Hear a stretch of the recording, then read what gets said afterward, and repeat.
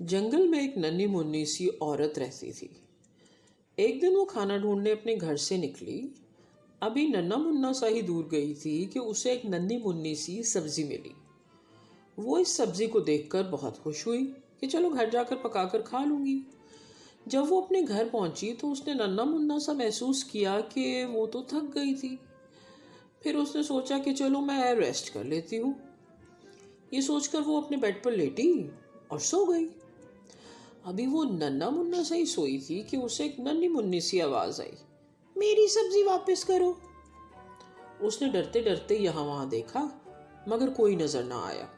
वो तो डर गई और डर के फिर से सोने की कोशिश करने लगी।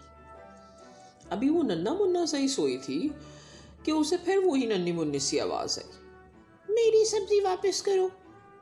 इस मर्तबा तो नन्ही मुन्नी सी औरत ज्यादा डर गई। उसने फिर यहाँ वहां देखा मगर कुछ भी नजर ना आया। वो फिर से सोने की कोशिश करने लगी मगर नन्ही मुन्नी सी देर के बाद वही नन्ही मुन्नी सी आवाज दोबारा आई, मेरी सब्जी वापस करो। लो जी, अब तो जैसे उस नन्ही मुन्नी सी औरत की जान ही निकल गई। इस मर्तबा उस नन्ही मुन्नी सी औरत ने हिम्मत करके बिना डरे कहा, जाओ ले जाओ अपनी सब्जी।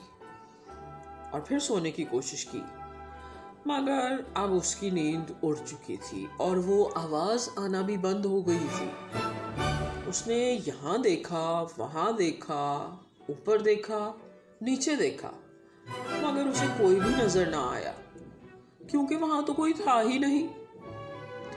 ये तो उसके डर की आवाज थी जो उसे डरा रहा था और वो डर रही थी। रही बात सब्जी की तो वो उसने पकाकर पराठे के साथ खा ली। कहानी तो अच्छी थी, बहुत अच्छी, मगर सीखा क्या? सीखा ये कि हमें अपने डर को फेस करना होता है, उसका सामना करना होता है, बल्कि डर का मुकाबला करना होता है। बजाय डर से डरने के, चाहे डर कितना भी छोटा या बड़ा क्यों ना हो, उसको एड्रेस करना होता है, बात करनी होती है।